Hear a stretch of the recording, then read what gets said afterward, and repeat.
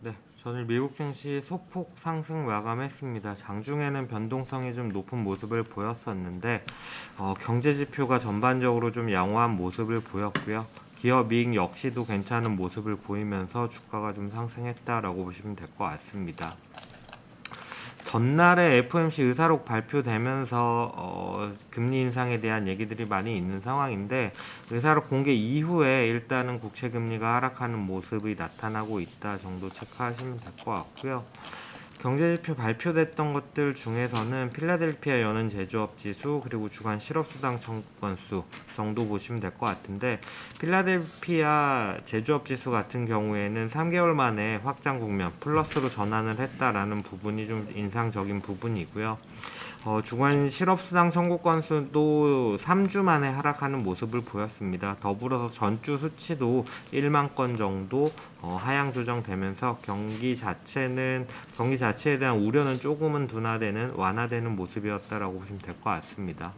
업종 단에서는 유가가 다시 상승하면서 에너지가 상승했고 그리고 IT 쪽이 강세를 보이면서 반도체 쪽이 강세를 보이면서 IT가 좋은 모습을 보였다라고 보시면 되는데 유가 같은 경우에는 원유 재고 감소했던 부분이 아무래도 좀 유가 강세 요인으로 이어지고 있다라고 보시면 될 것 같고요.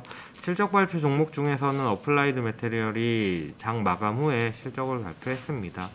실적 자체도 컨센서스를 상회를 했고요. 가이던스도 나쁘지 않았다라고 보시면 될 것 같습니다. 여전히 기술 투자에 대한 수요가 높다라는 얘기 그리고 주문이 계속 증가하고 있다라는 부분이 나타나고 있습니다. 이상입니다. 이게 그래도 경기 침체 우려에는 완화 요인이라고 말씀을 드리는 이유가 사실 지금 만약에 피크아웃을 안 치고서는 물가가 계속해서 높은 수준으로 올라갔었다라고 하면은 결국에는 그거는 시장에서 해석되기에는 연준의 정책이 강하게 나온다라고 하더라도 물가를 못 잡는다라는 얘기가 나올 수 있었었고요. 그런 얘기가 나오면서 내년에 경기 침체 혹은 스태그플레이션에 대한 전망이 굉장히 강해질 수 있는 상황이었었거든요. 근데 오히려 연준이 긴축을 하긴 하지만은 그걸로 인해 가지고 물가가 어느 정도는 피크아웃을 쳤다라는 얘기가 나오는 게 시장 상황에 있어서는 조금 긍정적이다라고 봐주시면 될 것 같고 다만 시장에서 예상하고 있는 연준이 정책을 변화해 줄 것이다라는 거에 대해서는 조금은 지나치게 낙관적이지 않냐라는 판단은 하고 있습니다. 여전히 유로존 같은 경우에 어제 달러 인덱스 많이 올라가는 모습 나왔었는데 아까 말씀드렸던 것처럼 유로존은 기준금리 인상에도 불구하고 환율 계속 말씀드리고 있는 것처럼 1,330원 정도까지도 넘길 수 있을 것 같은데 현재 상황에서는 1,350원까지 갈 때까지는 원화 약세나 아니면은 글로벌 환율 위기 이런 거 생각할 만한 구간은 아니기 때문에 아직까지 그런 구간은 아니고 유로 약세 그걸로 인한 달러 강세 거기에서 파생된 원달러 환율 상승이다라고 생각을 해주시면 될 것 같습니다.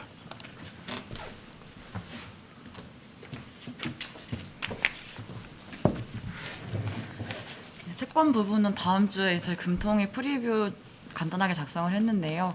일단 8월 달에는 금통위가 있고 FOMC가 없습니다. 아마 다음 주에 금리를 25bp 인상을 할 것 같은데 지금 미국하고 한국하고 기준금리 차가 25bp거든요. 그러면은 일단 일시적으로나마 다시 금리 역전차가 해소되는 모습 나타날 거고요.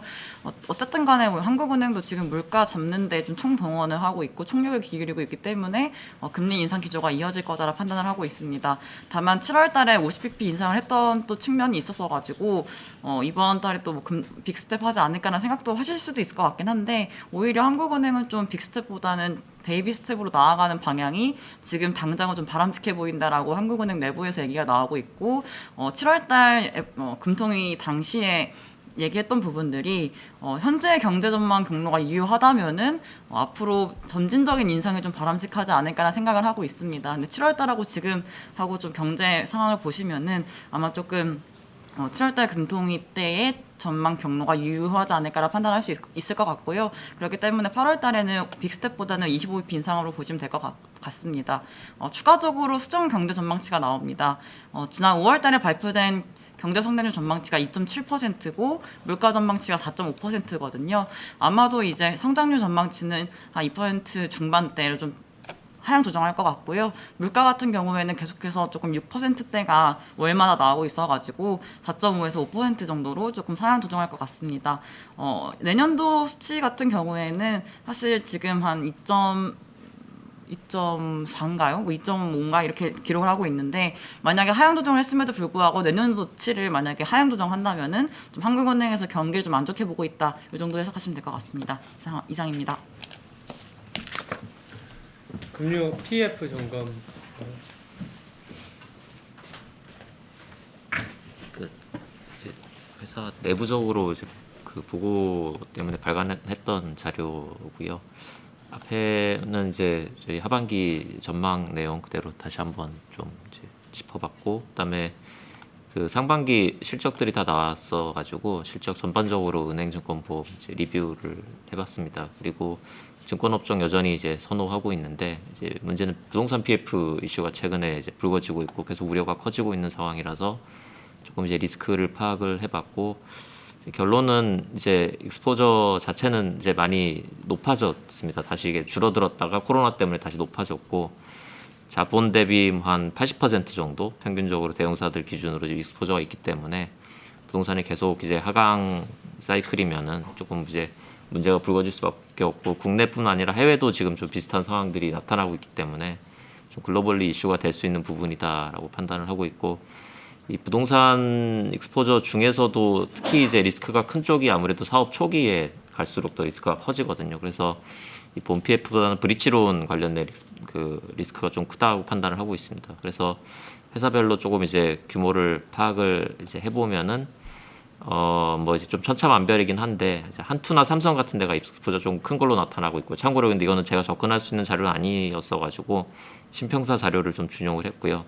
나머지 회사들은 뭐 한 5% 정도 미만이고, 뭐 키움도 한 6% 정도밖에 안 되고, 그래서 이게 뭐 100% 부실이 나지는 않을 건데 한 절반 정도 부실이 난다라고 가정하면은 지금 업종 PBR이 0.5배인데 뭐 그래도 한 0.52배, 그다음에 100% 손실을 가정해도 평균적으로 한 0.54배 정도이기 때문에 저는 뭐 이 부동산이 정말로 뭐 큰 충격만 아니라면은, 그리고 또 브릿지론으로 이 손실이 제한된다라고 하면은 증권주에 대한 밸류 메리트는 여전히 높다 이렇게 판단을 하고 있습니다. 그래서 조금 요청 주신 기관들이 있으셨어 가지고 그냥 발표 드렸고, 혹시 뭐 추가적으로 요청 받으시면은 제가 별도로 이렇게 대응해 드리겠습니다. 대원제요. 대원제약 2분기 프리뷰 자료고요. 컨센서스에 부합하는 실적을 보여줬습니다. 사실 1분기에 너무 실적이 잘 나와서 2분기부터 많이 꺾이는 거를 우려하셨는데, 매출액 관점에서는 뭐 플랫하게 1분기랑 동일하게 나왔고, 수익성이 조금 감소했습니다. 아무래도 광고비도 많이 나왔고, 이제 자사 제품인 콜대원이 코로나 확진자 감소로 인해서 감소를 했기 때문에 그 부분이 좀 반영이 돼서 OTC나 건기식 부분이 매출을 견인하긴 했지만 수익성은 좀 감소된 거다라고 보시면 될 것 같고요. 사실 3분기가 너무 비수기라서 생각보다 더 안 좋을 수도 있겠다라고 생각을 했는데, 지금 코로나 확진자도 증가하고 있고 감기 환자도 사실상 좀 많이 늘어나고 있는 추세라서 3분기는 좀 오히려 비수기지만서도 2분기랑 비슷하거나 조금 안 좋을 수는 있겠다. 그렇지만 우리가 생각했던 것보다 잘 나오겠다라고 보고 있습니다. 그래서 뭐 연간으로 봤을 때는 당연히 코로나 이전보다도 오히려 좋은 실적이기 때문에 지속적으로 좀 실적에 대한 기대감을 가져도 좋다라고 말씀드리고 있습니다. 네, 마치겠습니다.